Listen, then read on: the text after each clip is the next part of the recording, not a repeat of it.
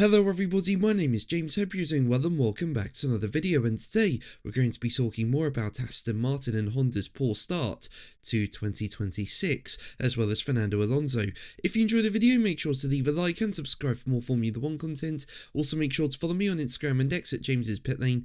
I'll leave links in the description, but let's jump straight into the video. Now, as we know, 2026 has not gone to plan so far for Aston Martin. It's been such an anticipated car. For starters, they partnered with Honda going into 2026, and as we know, Honda have recently been winning world championships with Red Bull. And on top of that, this is the first Aston Martin designed by Formula 1 design legend Adrian Newey. However, testing did not go to plan at all. I mean, in terms of headline times, Aston Martin were consistently so far off the pace. And then on top of that, drivability looked like an issue, reliability looked like an issue.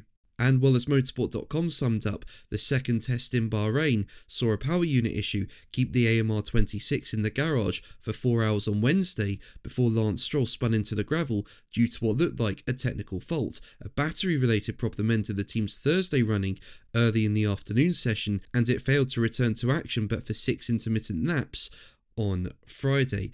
And then with over 2 hours of running remaining in testing, Aston Martin ended up leaving, so they left the Bahrain test early. Now, as I said, Honda has had a lot of success with Red Bull recently, and Max Verstappen won all of his world titles so far with Honda engines. And asked by motorsport.com whether he's surprised that Honda appears to be struggling for now with Aston Martin, Verstappen said, "Yes, it does look that way, but I don't know exactly what they're doing or what is going on. Of course, I hope that they will get everything well sorted, but I don't know.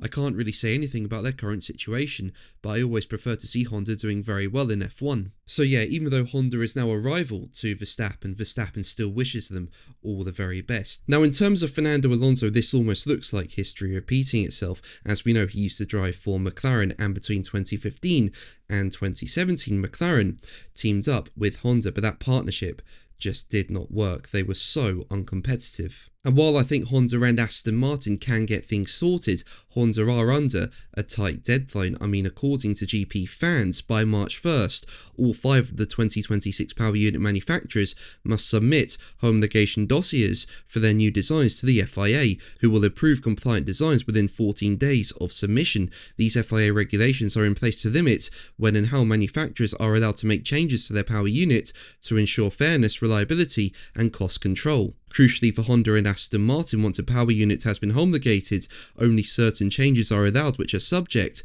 to an extensive approval process. Now, if things don't work out, what does this mean for Alonso? As we know, he's in the latter part of his career, with him being 44 years old.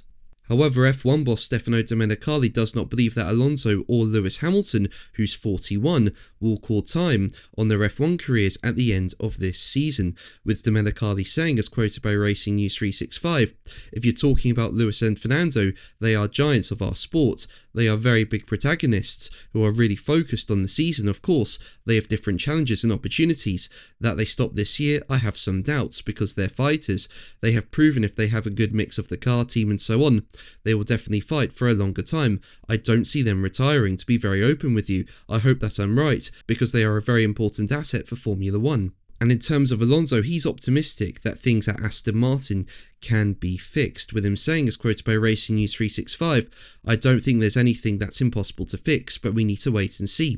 We will try to fix everything that we can before Australia, and after that, try to fix as many things as possible in the first couple of races before it's too late in the championship, but I'm optimistic for everything. I think there's a solution in place." But that's going to be the video from me today. Thank you ever so much for watching. Make sure to like and subscribe for more videos, and until the next one, take care. Bye.